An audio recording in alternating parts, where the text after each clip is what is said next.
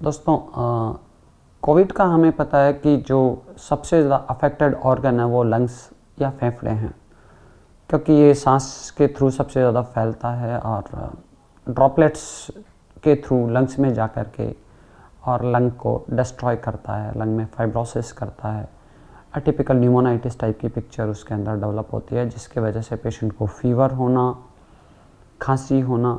Body एक होना, जैसे रूटीन वायरल इन्फेक्शन के जो सिम्टम्स होते हैं उस तरह के पेशेंट्स में सिम्टम्स होते हैं। बट ये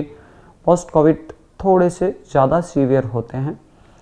प्लस इसमें इनिशियल स्टेज में कई बार हमें पता भी नहीं चलता कि ये प्रोसेस शुरू हो गई है,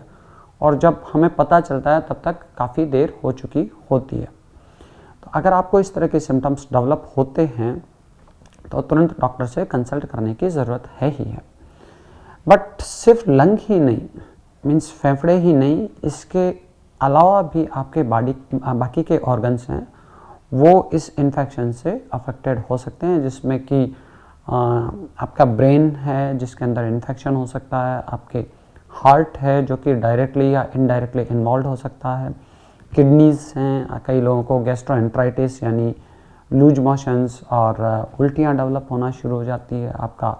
स्मेल और आपके जो टेस्ट में है वो चेंजेस आ जाते हैं, यानी आपकी जो सूंघने की और आपकी स्वाद की क्षमता है उसमें परिवर्तन आ जाता है। कई पेशेंट्स को खाना खाएंगे तो एक अजीब सा टेस्ट या अजीब सी स्मेल खाने के अंदर आनी शुरू हो जाती है। इस तरह के सिम्टम्स इसमें होते हैं। हम बात करते हैं हार्ट के सिस्टम की, तो इसमें हार्ट और ब्लड दोनों ही सिस्टम इन्वॉल्व हो सकते हैं। ब्लड में जब इसका इन्फेक्शन होता है तो कई बार ब्लड के अंदर क्लॉट्स जमना शुरू हो जाता है, और कई बार स्थिति इतनी भयावह हो जाती है कि ब्लड के अंदर जो क्लॉट्स जमते हैं वो नाड़ियों के अंदर जम करके लंग्स के अंदर जमा हो जाते हैं, या कई बार थ्रोम्बो एम्बोलिज्म डेवलप हो जाते हैं, यानी पाँव की जो नसें हैं उनके अंदर क्लॉट जम करके टूट के आपके लंग्स के अंदर चले जाते हैं और हार्ट अटैक कर देते हैं, एकदम से आर्टरीज को चौक करके सडन कार्डियक डेथ के चांसेस बढ़ा देते हैं। हार्ट जो इनडायरेक्ट या डायरेक्ट वे में इन्वॉल्व होता है उसमें सबसे इम्पॉर्टेंट जो है वो एक मायोकार्डाइटिस बोलते हैं, जिससे कि मायोकार्डाइटिस मीन्स आपके हार्ट की जो मसल्स है वो कोरोना वायरस या उसके थ्रू जो बॉडी का सिस्टम अफेक्टेड हुआ है उसकी वजह से हार्ट की मसल्स कमज़ोर होना शुरू हो जाती है, और उस कंडीशन में हार्ट की पंपिंग कैपेसिटी धीरे धीरे कम हो जाती है, और उस कंडीशन में पेशेंट के कंजेस्टिव हार्ट फेलियर यानी हार्ट फेलियर होने के चांसेस बढ़ जाते हैं। ऑलरेडी कोरोना वायरस में लंग का इन्वॉल्वमेंट होता है, जिसकी वजह से आपका सेचुरेशन डाउन होता है, बट हार्ट भी अगर इन्वॉल्व हो जाता है तो सेचुरेशन और सडनली ड्रॉप होने के चांसेस होते हैं, और ऐसे पेशेंट्स में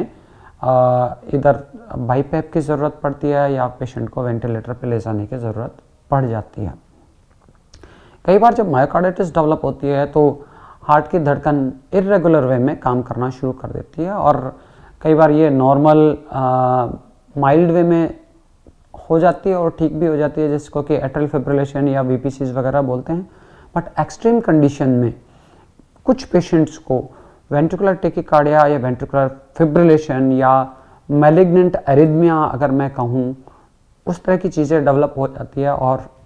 उस कंडीशन में पेशेंट के सडन कार्डियक डेथ होने के चांसेस हो जाते हैं। अगर पेशेंट को वेंट्रिकुलर टेकिकार्डिया या वेंट्रिकुलर फिब्रिलेशन डेवलप हुआ तो पेशेंट को 2 से 5 मिनट के अंदर अंदर डेथ होने के चांसेस होते हैं। तो खासकर जो लोग